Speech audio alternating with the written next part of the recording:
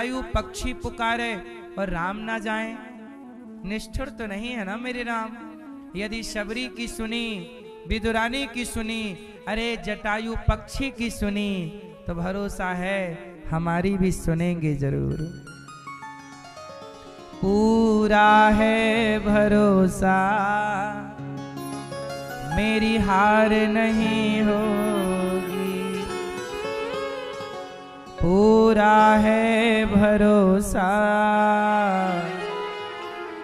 मेरी हार नहीं होगी। जरूर आएंगे, बस क्या करना है? इंतजार। आएंगे, आज नहीं तो कल, कल नहीं परसों। बस देखना ये है, इंतजार कन्हैया आपका है, लेकिन मेरी और मेरी मौत भी बढ़ती आ रही है। मैं रोज एक दिन कम होता चला जा रहा हूं, मेरी आयु रोज घटती चली जा रही है, मेरी मौत भी मेरे करीब आ रही है। कन्हैया आपका भी इंतजार है। देखना ये है कि पहले मौत आती है कि कन्हैया आता है। अब तो दोनों का इंतजार है, क्योंकि दोनों का आना तय है।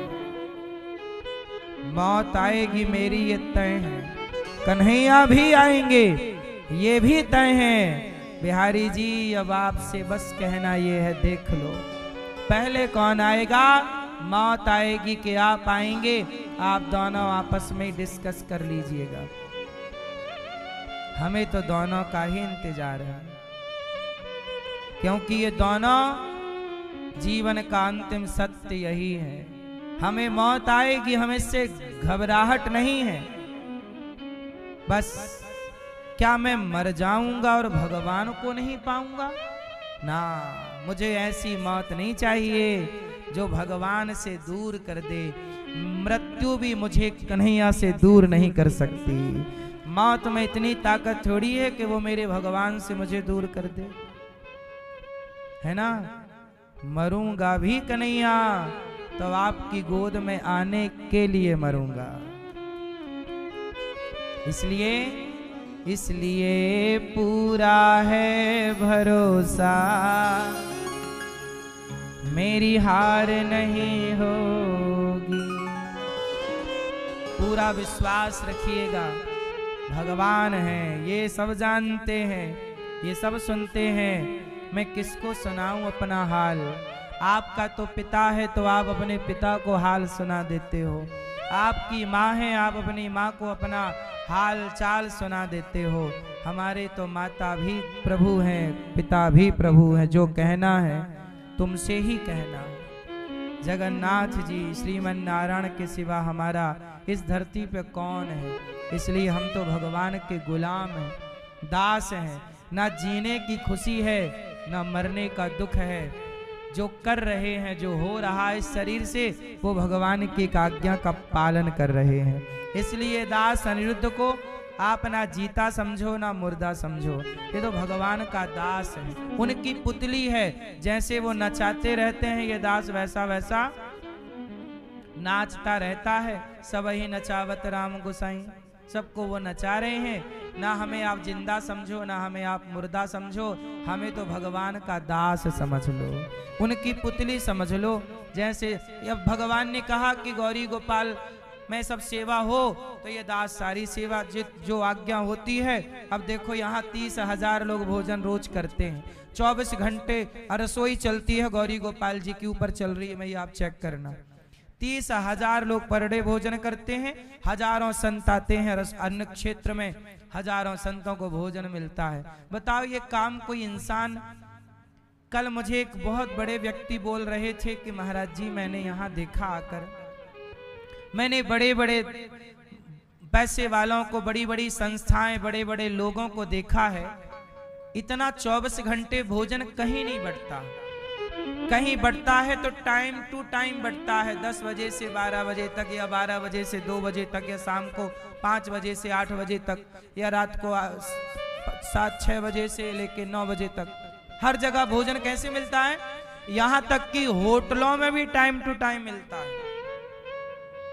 बोलो हाँ, होटल ढाबों में भी भोजन टाइम टू टाइम मिलता है, लेकिन गौरी गोपाल में भोजन 24 घंटे भोजन मिलता है। ये सेवा और अखंड सेवा, कोई भी आता है सबको बताओ, ये भगवान की कृपा के बिना संभव है? आपको नहीं लगता कि ये ईश्वर रोज खुद निरीक्षण करते हैं कि मेरा भक्त खाया कि नहीं, पिया कि नहीं, पानी पिया, खाया कि नहीं, पेट भरा कि नहीं?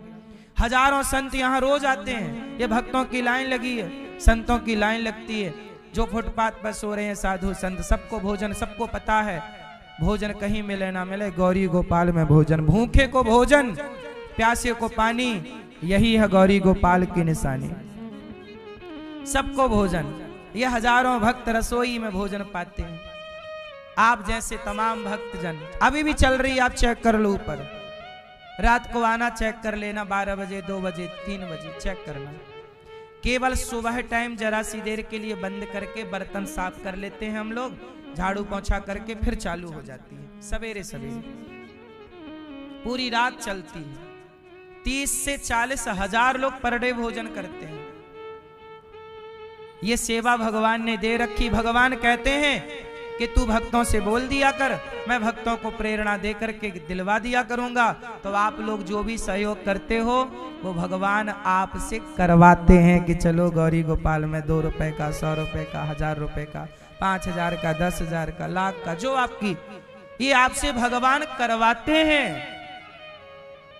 आपके हृदय में भी प्रेरणा कैसे आई करने की, सहयोग करने की, अन्नदान करने? बिहारी जी, भगवान जगन्नाथ जी कहीं ना कहीं वो आपके अंदर गए, बोले गौरी गोपाल में सेवा चल रही है, चल भैया तू भी कर। मतलब समझ लो कि जब सेवा करने का भाव आता है तो भगवान आपके हृदय में प्रकट हो जाते हैं। इस समय भगवान आपके हृदय में, जो आपको कह रहे हैं कि भाई हम भी एक रोटी गौरी गोपाल में बंटवाएंगे और एक दिन की संपूर्ण रसोई हम बंटवाएंगे, सभी भक्तों को भोजन कराएंगे हम। हजारों संत देखो भोजन कर रहे हैं, आप भी संतों को भोजन बंटवाओ कि आज का भोजन हम करवाएंगे सब संतों को। आज की संतों की सेवा हमारी ओर से। आपकी यदि प्रेरणा, भगवान आपको प्रेरणा देंगे तो आप करोगे। देखो भगवान अपना काम किसी से कराते हैं। आप भी मेरी मां सेवा किया करो। अन्नदान इतना बड़ा काम ये अनिरुद्धाचार्य नहीं कर सकता, ये मेरा काम नहीं है, ये हम सबका। सनातन धर्म की पहली रसोई गौरी गोपाल जी की रसोई है।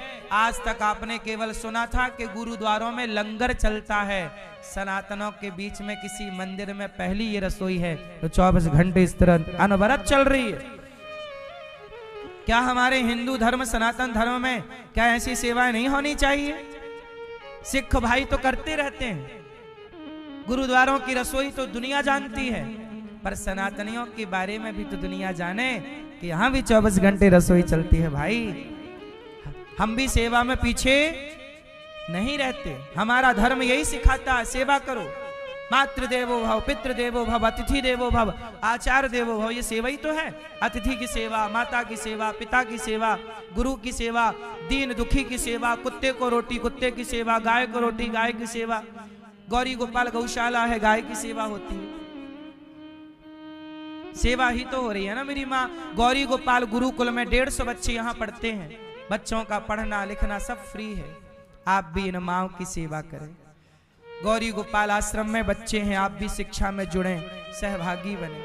आप सहयोग नहीं करेंगे मेरी माँ, कौन करेगा? गौरी गोपाल आश्रम में वृद्ध माएँ रहती हैं, वो माएँ जिनको बच्चे घर से निकाल देते हैं। मैया कहाँ से आई हो मेरी माँ? बलिया जिला यूपी, रानीगंज बलिया का। यूपी बलिया से। हाँ। कौन कौन है मैया आपके घर में? हमारा दौड़ है और हमारा लड़का लड़की नहीं है महाराज। लड़का नहीं है? नहीं, हमारा पति पीते थे, उन लोग उनसे जमीन लिखवा लिए थे। कौन लिखवा लिया? हमारा जेठानी। जेठानी? हाँ, जेठानी मर गए, जेठानी लिखवा ली। उसके बाद ये घर दिए थे हमको, और उनकर बहू हमारे सामान बहरी फेंक दिए, तो हम। उनकी बहू ने आपका सामान घर से, जमीन लिखवा ली आपसे और सामान घर से फेंक दिया? हाँ, फेंक दिए, तो हम चल आए। पति कब चले गए आपके? 5-6 बरस हो गया। 5-6 साल? हाँ। ये मैया है, इनके बेटा नहीं है, बेटी नहीं है। पति थे, पति से जमीन इनके जेठानी ने लिखवा लिया और जमीन जायदाद लेके सामान फेंक दिया। कौन सेवा करे, 2 रोटी कौन दे? इन माँओं की सेवा। जब इन माँओं का सामान फेंका जा रहा था घर के बाहर, तो भगवान भी तो रो रहे होंगे कि वाहरी दुनिया, क्या मैंने इंसान बना के संसार में भेजे थे, दया भरी थी, करुणा भरा था, लेकिन तुम अपने अपनों के भी ना हो सके। भगवान भी रोए होंगे कि इन माँओं को कौन रखेगा, कौन रोटी देगा। तब भगवान ने ये दास को प्रेरणा दी कि तू इन माँओं के लिए वृद्धाश्रम बना। और आज इस आश्रम में 311 ऐसी जरूरतमंद माएँ रहती हैं। आपसे मेरी प्रार्थना है कि आप इन माँओं को भोजन दो। एक दिन का भोजन आप कराओ कि कल का भोजन वृद्ध माँओं को हम करवाएंगे। कल का नाश्ता आप अपनी ओर से बंटवाओ कि कल वृद्ध माँओं के नाश्ते की सेवा हम। दूध की सेवा आप करो। हमारे यजमान परिवार ने, सभी ने मैयाओं को आज साड़ी बांटी। सब माँओं को साड़ी वस्त्र का दान किया। मैया सुनीता, मैया गणेश प्रसाद सोनी जी, नितिन जी, श्वेता जी, राहुल जी, खुशबू जी, राजू जी, वंदना जी, सबने आज साड़ी का सहयोग किया माँओं के लिए। कल हमारी एक मैया आई, वो बैठी है, मैया बोली कि कल हम अपनी ओर से माँओं को नाश्ता कराएंगे। अच्छा लगता है जब आप कहते हो कि आज का नाश्ता हम कराएंगे, आज भोजन। हमें लगता चलो भगवान आपको इस काम के लिए चुना है। देखो मैं अकेला क्या कर सकता हूँ, भगवान सब कुछ करते हैं और आप लोगों के द्वारा करवाते हैं। जो दान करता है ना मेरी माँ, आज वैकुंठ चतुर्दशी है, आप जरूर इन माँओं की पुकार सुनिएगा। आज जरूर कोई भला काम कीजिएगा, भगवान आपका साथ जरूर देंगे। आज जरूर अन्नदान, गुरुकुल में बच्चे पढ़ते हैं भोजन और गौदान कीजिएगा। मैया अब आप यहीं रहना मेरी माँ, ये दास सदा आपकी सेवा करेगा। कुछ भक्तों ने सहयोग किया है, भगवान से प्रार्थना करता हूँ आपको भी खूब दें। जैसा कि मैंने बताया कि अभी दिल्ली से वृंदावन पूज्य बागेश्वर धाम जी की जो यात्रा है, सनातन यात्रा, उस यात्रा में जितने यात्री सम्मिलित होंगे सबको भोजन की सेवा ये दास अनिरुद्ध को करनी है। आपसे भिक्षा मांग मांग कर ये सेवा, इसलिए आप भी सहयोग कीजिएगा, अन्नदान कीजिएगा। आओ नाम सुनते हैं कुंदान वीर महापुरुषों को। पुरुषों के भगवान से प्रार्थना करें, जितना आपने दिया है बिहारी जी उसका कई गुना दें। बोलिए गौरी गोपाल भगवान की, सदगुरुदेव भगवान की। आप सभी ने अभी श्रवण किया कि कैसी सुंदर सी सेवाएं श्री धाम वृंदावन में अनवरत रूप से वर्षों से यहाँ पर चल रही हैं और आप सभी के सहयोग से सारी सेवाएं यहाँ पर संचालित हो रही हैं। और पूज्य श्री महाराज जी के द्वारा यहाँ पर वृद्ध माताओं की सेवा, जरूरतमंदों को यहाँ पर भोजन की सेवा, रसोई सेवा के माध्यम से हजारों तीर्थयात्रियों को, अन्य क्षेत्र के माध्यम से हजारों संतों को भोजन की सेवा यहाँ पर हो रही है। और पूज्य श्री महाराज जी के द्वारा सैकड़ों गौ माताओं की सेवा हो रही है। गुरुकुल में विद्यार्थियों को विद्याध्ययन का सुंदर सा समय मौका मिल रहा है। और पूज्य श्री महाराज जी जहाँ भी सनातन की बात होती है, जहाँ सनातनी इकट्ठे होते हैं सनातन के कार्य के लिए, तो पूज्य श्री महाराज जी गौरी गोपाल रसोई के माध्यम से वहाँ उपस्थित रहते हैं और सभी लोगों को भोजन कराने की जिम्मेदारी गौरी गोपाल भगवान की तरफ से पूज्य श्री महाराज जी को दी जाती है। ऐसी सुंदर सी सेवा भी पूज्य श्री महाराज जी करते हैं। आइए इन सेवाओं के लिए कुछ महानुभावों ने अपना सहयोग पहुंचाया है। गुलशन कुमार गोयल जी पंजाब से 11,000 रुपए, प्रेमनाथ हिमाचल प्रदेश से 21 रुपए, पूरनलाल जबलपुर से विशेष सहयोग, स्वर्गीय राधेश्याम जांगड़ी जी आप फरीदाबाद से 12,111 रुपए, रम्मो देवी जी फरीदाबाद से 12,000 रुपए, अशोक चौधरी फरीदाबाद से, शैलेंद्र प्रसाद जी दिल्ली से, विजय सिंह जी बक्सर बिहार से 9,362 रुपए, शांति देवी गोरखपुर से, हेमंत दिल्ली से, स्वर्गीय राधेश्याम गौड़ जी गुरुग्राम से 5,000 रुपए, सूरजमल राठौर पाली राजस्थान से 21 रुपए का सहयोग समर्पित कर रहे हैं। कोकिला देवी श्री शिवराम जी राजस्थान से, माला देवी लुधियाना पंजाब से, तुलसीदास साहू छतरपुर से, आशा टंडन जी प्रयागराज से, आप सभी विशेष सहयोग समर्पित कर रहे हैं। बहुत बहुत धन्यवाद। आप सभी दानदाताओं के लिए हम बिहारी जी से प्रार्थना करते हैं कि आप सभी दानदाताओं के घर मां भगवती लक्ष्मी की कृपा बनी रहे। संस्था के अकाउंट नंबर टीवी स्क्रीन पर देख रहे हैं। आप अपना सहयोग समर्पित करते हुए मोबाइल नंबरों में संपर्क कर आप भी अपना नाम दर्ज अवश्य कराएं। यदि आप भी 18 से 24 हो रहे मूल पाठ में अपना पाठ बैठाना चाहते हैं, मूल पाठ कराना चाहते हैं पूज्य श्री महाराज जी की सानिध्यता में, तो आप भी 18 से 24 मूल पाठ के यजमान बन सकते हैं। और 26 नवंबर से 2 दिसंबर ब्रज 84 की उसकी यात्रा में भी आप पूज्य श्री महाराज जी के साथ यात्रा कर सकते हैं। और पूज्य श्री महाराज जी 5 से 11 फरवरी रक्सौल बिहार में कथा करेंगे, वहां भी आप पहुंचकर कथा का रसपान कर सकते हैं। और पूज्य श्री महाराज जी मध्य प्रदेश कटनी जिले के दद्दा धाम कॉलोनी में भी 11 और 12 नवंबर पूज्य श्री महाराज जी वहां पर कार्यक्रम में रहेंगे। आप वहां भी पहुंचकर पूज्य श्री महाराज जी की वाणी का श्रवण लाभ प्राप्त कर सकते हैं। आइए इसी क्रम के साथ चलते हैं पूज्य श्री महाराज जी के चरणों में। जय श्री कृष्णा, जय श्री राधे। विदुरानी जी पर भगवान ने कृपा की, अपना द्वारिका गए भगवान, और विदुर जी महाराज को भगवान ने याद किया। भगवान द्वारिका में आनंद से विराजे हैं, और विदुर जी जब भगवान अपनी लीला पूरी करके गए तो विदुर जी को याद किए। विदुर जी मैत्रेय जी के पास गए, सवाल मैत्रेय जी से कहा भगवान सृष्टि क्यों करते हैं। मैत्रेय जी ने कहा सृष्टि क्यों करते हैं, पूरा क्रम सुनाया। उसके बाद भगवान नारायण के नाभि से कमल कमल में ब्रह्मा जी उत्पन्न हुए, और मनु शत्रुपा के द्वारा 3 बेटियां, आकुति, देवहूति, प्रसूति। आकुति, मनु और प्रियव्रत 2 बेटे। आकुति का विवाह रुचि प्रजापति के यहाँ, देवहूति का विवाह करदम जी से। करदम जी की 9 बेटियों का विवाह ब्रह्मा जी के 9 मानस पुत्रों से, और 10वें पुत्र भगवान कपिल देव जी प्रकट हुए, जहाँ अपनी माँ को उपदेश करके वो सिद्धा नाम की नदी बनकर बह गई। कपिल देव जी ने आचमन किया, गंगा सागर चले गए। लक्ष्मी नाथ समारंभा नाथ यामुन मध्यमा अस्मदाचार्य पर्यंता वंदे गुरु परंपरा। जय जय श्री राधा रमण, जय जय नवल किशोर, जय गोपी चित चोर प्रभु, जय जय माखन चोर, जय जय माखन चोर, जय जय माखन चोर। राधा मेरी मात है, पिता मेरे घनश्याम, इन दोनों के चरणों में मेरा कोटि कोटि प्रणाम, मेरा कोटि कोटि प्रणाम, मेरा कोटि कोटि प्रणाम। आए हो तो प्रेम से लो हरि का नाम, सब भक्तों को अनिरुद्ध की जय जय राधे श्याम, जय जय राधे श्याम, जय जय राधे श्याम, जय जय सीताराम।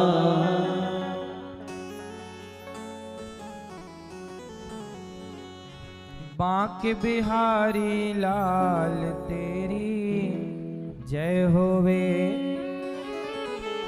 भक्तन के रखपाल तेरी जय होवे, जय होवे तेरी जय होवे तेरी जय होवे तेरी जय होवे, जय होवे तेरी जय होवे तेरी जय होवे तेरी जय होवे। बांके बिहारी लाल तेरी जय होवे।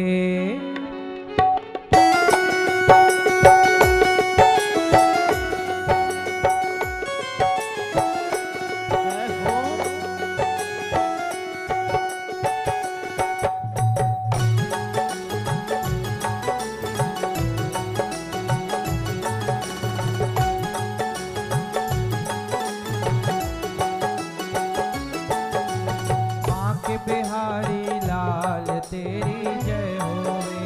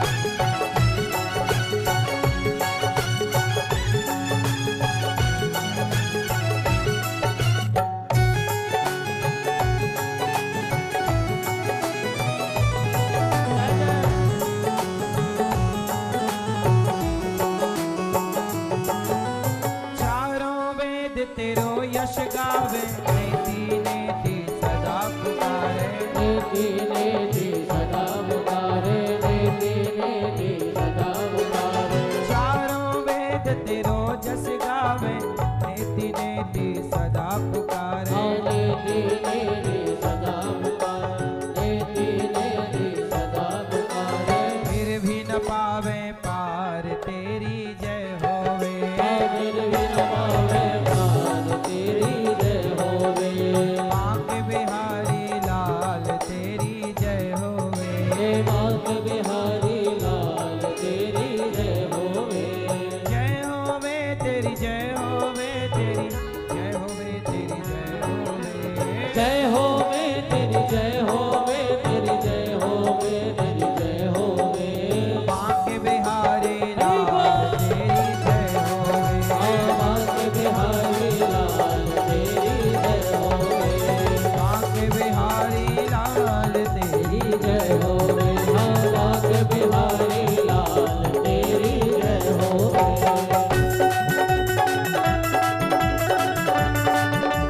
जय हो।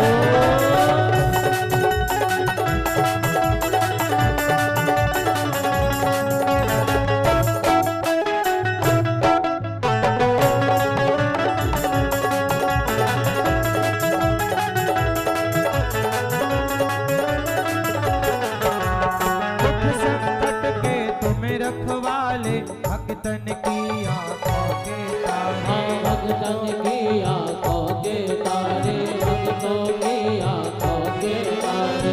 दुख संकट के तुम रखवाले, भक्तन की आंखों के तारे, भक्तन की आंखों के तारे, भक्तन की आंखों के तारे। दूर करो अंधकार तेरी जय होवे, दूर करो अंधकार तेरी जय होवे। हर दूर करो अंधकार तेरी जय होवे, दूर करो अंधकार तेरी जय होवे। बांके बिहारी लाल तेरी जय होवे, बांके बिहारी लाल तेरी जय होवे।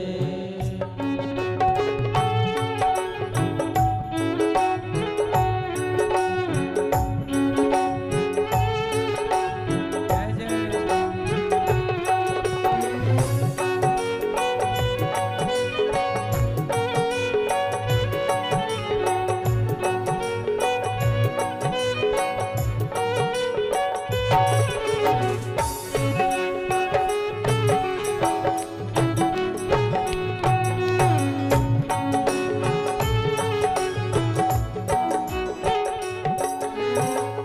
जग में सुंदर है जोड़ी राधा और श्याम की, जग में सुंदर है जोड़ी राधा और श्याम की। जग में सुंदर है जोड़ी राधा और श्याम की, जग में सुंदर है जोड़ी राधा और श्याम की। दुनिया दीवानी है जी, दुनिया दीवानी है जी, दोनों के नाम की। दुनिया दीवानी है जी, दोनों के नाम की। दुनिया दीवानी है जी, दोनों के नाम की। दुनिया दीवानी है जी, दोनों के नाम की। हम दुखियारे द्वार तुम्हारे, दिन रहना बस यही पुकारे, दिन रहना बस यही पुकारे, दिन रहना बस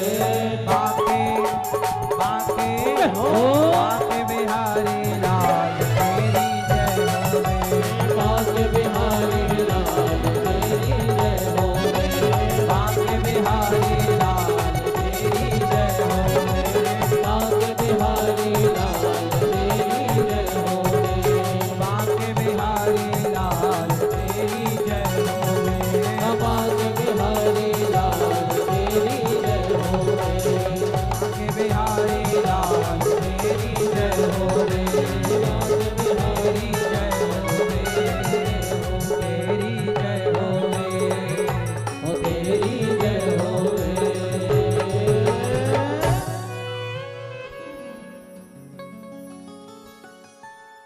हम दुखियारे द्वार तिहारे दिन रहना बस यही पुकारे दिन रहना बस यही पुकारे कर दो भव से पार तेरी जय होवे बांके बिहारी लाल तेरी जय होवे।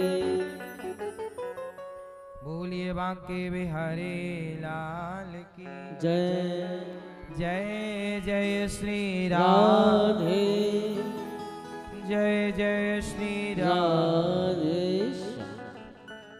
परम मंगलमय परात्पर अखिलेश्वर अखिल ब्रह्मांड नायक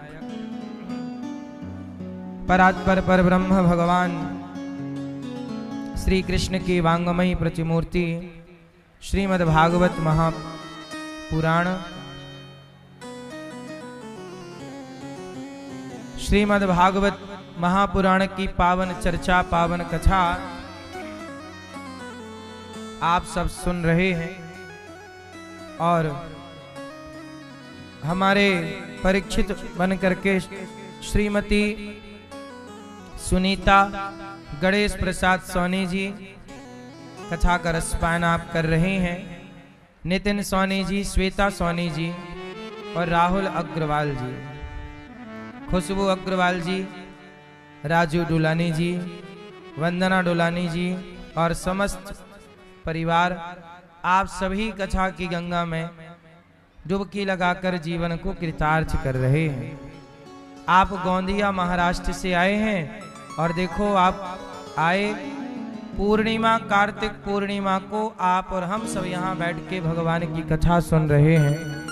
जब देवता दिया जलाकर भगवान की आराधना कर रहे होंगे तब हम भगवान की कथा सुन के भगवान की आराधना कर रहे हैं। आप सबको देव दीपावली की कार्तिक पूर्णिमा की बहुत बहुत शुभकामनाएं। इस कार्तिक पूर्णिमा में कथा सुनने का पुण्य करने का बहुत पुण्य है, बहुत बड़ा फल है। तिथि अपना बहुत महत्व रखती है। आज की तिथि बड़ी पावन है, बड़ी पवित्र है और इस तिथि को आप लोगों ने भागवत जी के लिए चुना। आपने अपना तो उद्धार किया, औरों का भी कल्याण कर दिया आपने। भगवान आपकी 21 पीढ़ी को तारेंगे और भगवान जीवन में जो पाप हम करते हैं वह भगवान की कथा से नष्ट हो जाते हैं। आप सभी के जीवन में भागवत आपको क्या बनाती हैं जानते हैं? निष्पाप। भागवत सुनकर व्यक्ति क्या हो जाता है? निष्पाप हो जाता है। कार्तिक पूर्णिमा का महत्व क्या है? कार्तिक पूर्णिमा आज शाम को भी आप लोग दीपक जलाइएगा। आज विशेष दीपदान है। आज दीपदान कीजिएगा, दीपक जलाइए, घर को भी रोशनी से भरिए और आज भक्ति और प्रेम का दीपक भी अपने हृदय में जलाइएगा। एक दीपक यहाँ भी जलाने की जरूरत है, भक्ति का दीपक, प्रेम का दीपक। हम सब दीपक जलाएं।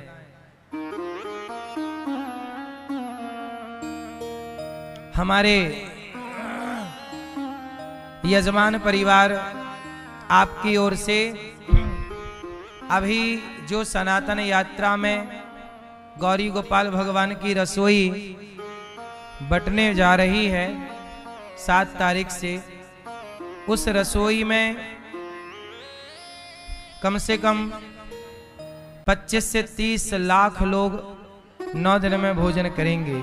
तो 25 से 30 लाख लोगों का भोजन गौरी गोपाल भगवान की ओर से ये दास अनिरुद्ध आप सबसे भिक्षा मांग मांग कर लाखों लोगों की भोजन सेवा करने जा रहा है।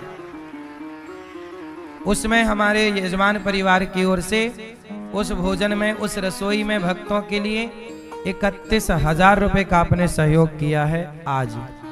तो आप लोग भी जो अभी पूज्य बागेश्वर सरकार की यात्रा दिल्ली से वृंदावन की ओर आ रही है, तो इस यात्रा में जितने भक्त सम्मिलित होंगे तो भक्तों को भोजन कराने की सेवा ये दास अनिरुद्ध को मिली है। तो बताइए सेवा अच्छी है कि नहीं? अन्नदान करने का मौका किसे? देखो कोई भी भोजन करे, भक्तजन भोजन करें, अन्नदान से बड़ा कोई दान नहीं है। इसलिए इस सेवा में बढ़ चढ़ करके हिस्सा लीजिएगा और आप सबके सहयोग से सोचिए 9 दिन के अंदर 25 से 30 लाख लोगों के भोजन की व्यवस्था करनी है आप सबके सहयोग से। तो आप भी थोड़ा थोड़ा अन्नदान जरूर कीजिएगा। गौरी गोपाल भगवान की कृपा से अखंड रसोई यहाँ भी चल रही है। गौरी गोपाल में 25 से 30 हजार लोग तो पर डे यहाँ पा रहे हैं। पर भारत के कोने कोने में जहाँ जहाँ गौरी गोपाल भगवान की रसोई की जरूरत पड़ती है, अभी जब बाढ़ आई तो बाढ़ प्रभावित क्षेत्रों में जा जा करके जो पानी में डूब गए थे घर, जो छतों पर बैठे थे भक्तजन, उन सबको भी जा जा के गौरी गोपाल भगवान की रसोई ने सबको भोजन दिया। और जब बाढ़ प्रभावित क्षेत्रों में जा जा के सबको भोजन बांटा गया। तो देखो दिया हुआ आपका दान, किया गया पुण्य किसी ना किसी रूप में आपको ही मिलना है वापस। जो आप देते हैं वही आप प्राप्त कर लेते हैं। बस एक दिया है तो लाख पाओगे, कई गुना करके भगवान लौटाते हैं। इसलिए आप भी इस अन्न यज्ञ में जुड़कर सहभागी बनिएगा, पुण्य कीजिएगा। तो आप सबको पुनः देव दीपावली की बहुत बहुत शुभकामनाएं। आओ अब भगवान की कथा में प्रवेश करते हैं। कल हम लोगों ने सुना कि भगवान भाव के भूखे हैं और विदुर जी महाराज मैत्रेय जी के पास गए और मैत्रेय जी ने सृष्टि का क्रम सुनाया। मनु शत्रुपा की 3 बेटियां आकुति, देवहूति, प्रसूति, प्रियव्रत, उत्तानपाद। आकुति का विवाह रुचि प्रजापति से हुआ, देवहूति का विवाह करदम जी से। करदम जी की 9 बेटियां 9 ब्रह्मा जी के मानस पुत्रों से विवाही गईं। कपिल देव जी के उपदेश से मां सिद्धा नाम की नदी बनकर बह गई। मनु जी की तीसरी बेटी हुई है प्रसूति, जिनकी सबसे छोटी बेटी का नाम है सती, और सती का विवाह भगवान शिव से हुआ। भगवान शिव की पत्नी माता सती एक बार भगवान राम की माया, जब राम जी सीता माँ को खोज रहे थे तो माता सती को डाउट हुआ कि ये भगवान तो हो नहीं सकते। परीक्षा लेने गई और बुरी तरह फेल होकर के आ गई। सीता का रूप बना के गई थी। राम जी पहचान गए कि आप तो शिव की पत्नी है, सती है, आप सीता क्यों बनी है? तब कहा कि प्रभु क्षमा कीजिए। तब भगवान ने अपना रूप दिखाया और माता सती दक्ष के यज्ञ में गई और जल करके भस्म हो गई। वही सती पार्वती बनी और शिव पार्वती का विवाह हुआ। अच्छा, यहाँ एक बात समझने की है कि भगवान शिव जो हैं वह कौन है? कर्पूर गौरम करुणा। शंकर जी के भीतर क्या है? करुणा। मैया काहे खड़ी हो मेरी माँ, बैठ जाओ। ओ मोबाइल वाली मैया, सब मोबाइल पे ही रिकॉर्ड कर लोगी, थोड़ी यहाँ भी रिकॉर्ड करो अपने हृदय में। यहाँ रिकॉर्ड करोगे तो काम आएगा, मोबाइल पे रिकॉर्ड करोगे कुछ ना होगा। बैठ जाओ मैया, बैठो मेरी माँ। जो सत्संग है वो मोबाइल पर रिकॉर्ड करने का विषय नहीं है, वो दिमाग पर, मन मंदिर पर रिकॉर्ड करने का विषय है। सही है? जो चीज यहाँ रहेगी हृदय में वो काम आती रहेगी। मोबाइल की चीजें कई बार काम नहीं आती। मोबाइल पर देखो ज्ञान, ज्ञान तो सब जगह दीवारों पे भी ज्ञान की बातें लिखी रहती हैं, पर लिखने से क्या होता है? हमारे काम वही आता है जो हमारे भीतर होता है। बोलो हाँ। कहते हैं ना, पैसा गंठ का और विद्या कंठ की, काम आती है। बात समझ में आई? जितना ज्ञान आपके भीतर है वही आपका है। जो पुस्तकों में लिखा है वो जब आप पढ़ोगे, जब आपके भीतर जाएगा तब आपके काम का है, वरना वो तुरंत तो आपके काम नहीं आएगा। लिखा तो बहुत कुछ है, पर हमें जो पता है वही तो आएगा काम। बोलो हाँ। मैया बैठ जाओ, पीली मैया, नहीं बैठोगी मेरी माँ। सुनो, भगवान शंकर ने क्या अवतार है? कर्पूर गौरम, करुणा, करुणा के अवतार है शंकर जी। भरी सभा में शंकर जी के ससुर दक्ष प्रजापति गालियां देते रहे, अपमान करते रहे, पर शंकर जी ने उन पर भी करुणा की। बदले में कोई प्रत्युत्तर नहीं दिया। शंकर जी हमें ये कहना चाहते हैं कि जरूरी नहीं है कि हम सबको रिप्लाई करें, सबको जवाब दें। क्या सबको जवाब देना आवश्यक है? बोलो मेरी माँ। सबको जवाब देना आवश्यक नहीं होता। आप गली से गुजरते हो, कुत्ते भौंकने लगते हैं आपको देखकर, आप उन कुत्तों को जवाब नहीं देते, क्योंकि भौंकना उनका स्वभाव है, आपका स्वभाव शांत रहना है। यदि आप भी उनकी तरह भौंकने लग गए तो उन कुत्तों में और आप में अंतर क्या रह जाएगा? इसलिए उनका स्वभाव भौंकना है, आपका स्वभाव शांत रहना है। दक्ष का स्वभाव ही मैं करना था, अभिमान में डूबे थे, पर शंकर जी का स्वभाव ही कर्पूर गौरम करुणावतार, इनका स्वभाव ही करुणा से भरा है। आप कितने लोग शंकर जी की पूजा करते हैं? तो ये बताओ, पूजा करने से शंकर जी मिलेंगे कि शंकर जी आचरण से जो करके बता रहे हैं उस पर चलने से मिलेंगे? शंकर जी के मंदिर में आप जाते हो ना, क्या मैसेज मिलता है? शंकर जी कहते हैं कि मैं करुणा से भरा हूं। मैं जब गालियां सुन लेता हूं, शंकर जी गालियां सुन लेते हैं, तो शंकर जी के भक्त को भी गालियां सुन लेनी चाहिए। क्या उत्तर देना, किसके मुंह लगना, यही तो शंकर जी सिखा रहे हैं। हाँ या ना? इसलिए कर्पूर गौरम करुणावतारम, करुणा के अवतार, करुणा भरी है। आप में भी करुणा भरी हो, लेकिन आप में क्या भरा है? क्रोध भरा है। आपके भीतर क्या भरा है? क्रोध। तनिक किसी ने कुछ कह दिया, आप पलट के 10 बातें सुना देते हो। सुनाना जरूरी है, पलट के जवाब देना भी जरूरी है, पर पहली बार नहीं, दूसरी बार नहीं, 1 2 3 बार तो माफ करो। पहली बार में रिप्लाई नहीं देना चाहिए, समझो बात को। लेकिन जब आप बार बार परेशान करने लगेंगे तब फिर जवाब जरूर देना चाहिए। रिप्लाई भगवान कृष्ण ने भी 100 बार माफ किया, 100 से ऊपर हुआ तो उसका भी सिर काट लिया। तो एक सीमा है कि कब तक हम सहेंगे, कब तक हम चुप रहेंगे, उसके बाद तो रिप्लाई जरूरी है। लेकिन पहली बार में ही रिप्लाई जरूरी नहीं है। समझे आप? समझ में आ रही है कि नहीं? लेकिन आप गलती करते हैं, पहली बार में ही रिप्लाई। शंकर जी ने दक्ष को, भरी सभा में दक्ष ने शिव का अपमान किया, पर शिव ने कोई उत्तर नहीं दिया।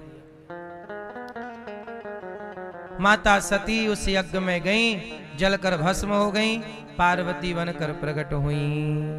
बोलिए शंकर पार्वती मैया की जय। गौरी शंकर भगवान की जय। बड़े प्रेम से शिव और शक्ति, इन्हें शिव शक्ति कहते हैं। पार्वती का नाम है शक्ति।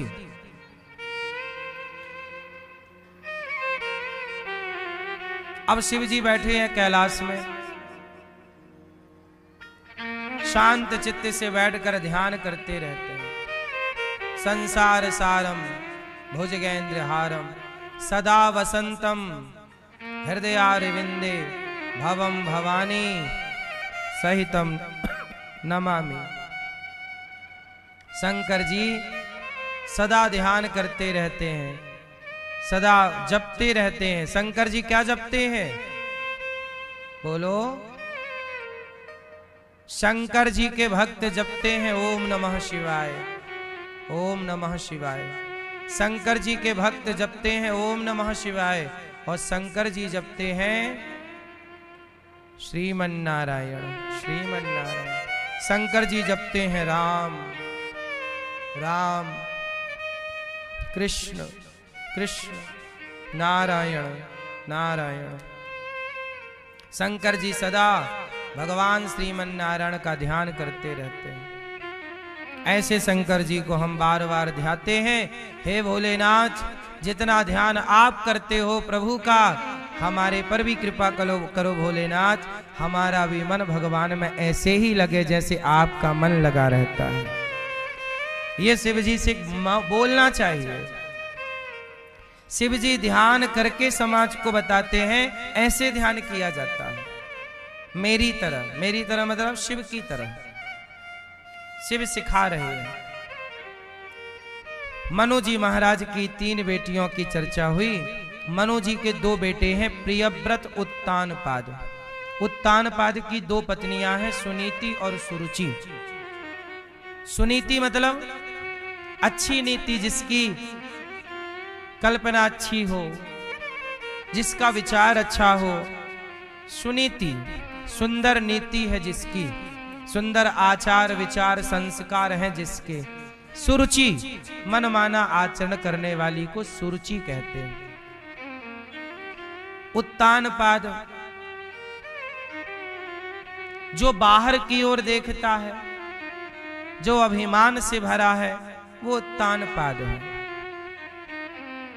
अच्छा, उत्तानपाद की 2 पत्नियों में जो एक पत्नी है सुनीति, उनके पुत्र का नाम है ध्रुव, और जो दूसरी पत्नी सुरुचि, उनके पुत्र का नाम है उत्तम। और ध्रुव जी की आयु है 5-6 वर्ष के लगभग 5 वर्ष मान लीजिए कंप्लीट। और जो सुरुचि का बेटा है उसकी आयु है 4 साल। ध्रुव जी बड़े हैं और सुरुचि का बेटा उत्तम छोटा है। एक दिन क्या हुआ कि ध्रुव जी अपनी माँ के पास गए। माँ, मेरे साथ जो बच्चे खेलते हैं ना, वो पूछते रहते हैं कि तू किसका बेटा है। माँ, मैं किसका बेटा हूं? माँ बोली, तू मेरा बेटा है। माँ, आपका तो हूं, मेरे पिता कौन है? तो माँ ने बताया कि जो राजा हैं उत्तानपाद जी, वो तुम्हारे पिता हैं। अच्छा, ध्रुव जी की माता ध्रुव जी को लेके महलों से बाहर रहा करती थी, सामान्य लोगों के बीच में, क्योंकि उत्तानपाद जी ने इनको घर से निकाल दिया था। तो ये सामान्य लोगों के साथ रहती थी। इन्हें कोई राज का सुविधाएं नहीं मिली थी। राजकीय सुविधाएं रानी तो थी ये, पर उत्तानपाद की जो दूसरी पत्नी थी सुरुचि, वो बड़ी तिगड़मबाज थी। सुरुचि सारी सुविधाएं, सारा वैभव हटा लिया था, और उत्तानपाद सुरुचि के चक्कर में पागल थे। तो पुरुष किसी स्त्री के चक्कर में पड़ जाए, पहले के जमाने में यही तो था। राजा लोग ब्याह कर लेते थे बहुत सारे, और किसी एक में आसक्त हो जाते थे, तो जिस पे आसक्त थे वो सबको परेशान करती रहती थी। तो सुरुचि परेशान करती सुनीति को, सारी सुख सुविधाएं हटा लेती, बहुत अच्छा जीवन नहीं जीने देती, यहां तक कि ध्रुव को उसके पिता से दूर रखती। ध्रुव जी 5 साल के हो गए, उन्हें पता ही नहीं कि मेरे पिता कौन है, उन्हें पिता का प्यार नहीं मिला, क्योंकि इसका बेटा और ये रहती साथ में तो उत्तानपाद की गोद में उत्तम बैठा करता। एक दिन ध्रुव जी ने माँ से पूछा कि माँ मेरे पिता कौन है, बताया कि राजा तुम्हारे पिता हैं। दौड़ करके ध्रुव जी गए राजमहल, और संयोग से वहां राज दरबार चल रहा था। राजा सिंहासन पर थे, रानी बगल में थी, और उत्तानपाद की गोद खाली थी। उत्तम सुरुचि की गोद में बैठा था, तो ध्रुव जी दौड़ के गए और अपने पिता की गोद में जाके बैठ गए, उत्तानपाद की गोद में। और जैसे ही उत्तानपाद की गोद में ध्रुव जी बैठे, तो बगल में बैठी सुरुचि आंखें लाल लाल करके होंठों को फड़काने लग गई, और बालक ध्रुव जी पर बड़ी गुस्सा हो गई। ए बालक उतर, नीचे उतर, तेरी हिम्मत कैसी हुई इस गोद में बैठने की? इस गोद में तो केवल मेरा बेटा बैठेगा, तू मेरी सौत का बेटा है, निकल यहां से, तू अभागिन का बेटा है, तेरी हैसियत है यहां बैठने की? ओ भैया उल्टा सीधा ना जाने के क्या कहा, जा तपसाराध्य पुरुषम तस्यैवानुग्रहेण में, जा पहले तप कर, जब तू मेरे पेट से जन्म लेगा, मेरा बेटा बनेगा, तब तू इस गोद में बैठेगा, वरना निकल यहां से। हाथ पकड़ के नीचे गिरा दिया। सैनिकों बाहर फेंक क्या उस बच्चे को। बड़ा अपमान किया भाई बच्चे का, 5 साल के थे उस समय। किसी का अपमान ना किया करो। और एक बात और आपको बताएं, किसी का अपमान मत किया करो, और यदि आपका अपमान हो जाए तो परेशान ना हुआ करो। क्यों? क्योंकि अपमान होने के बाद बहुत लोग सफल हुए हैं, अपमान ना होता तो सफलताएं। इसका एक उदाहरण स्वयं ध्रुव जी हैं। जब ध्रुव जी को अपमानित करके पिता की गोद से उतारा गया और धक्के मारकर निकाला गया, तब ध्रुव जी तपस्या करने चले गए, और तपस्या करके भगवान को पाकर आज तक उस बालक ध्रुव का नाम है। क्यों नाम है? क्योंकि अपमान मिला था। पिता गोद में बैठा लेते, दुलार करने लग जाते, तो क्या ध्रुव जी तपस्या करते? कई बार अपमान भगवान से मिला देता है। रावण ने अपमान किया विभीषण का, लात मार के निकाला विभीषण को, तो लात नहीं मारता रावण विभीषण को, तो क्या विभीषण कभी राम की शरण में आते? इसलिए साहब कई बार ठोकर भी अच्छी होती है, क्योंकि वो ठोकर ही ठाकुर से मिला देती है।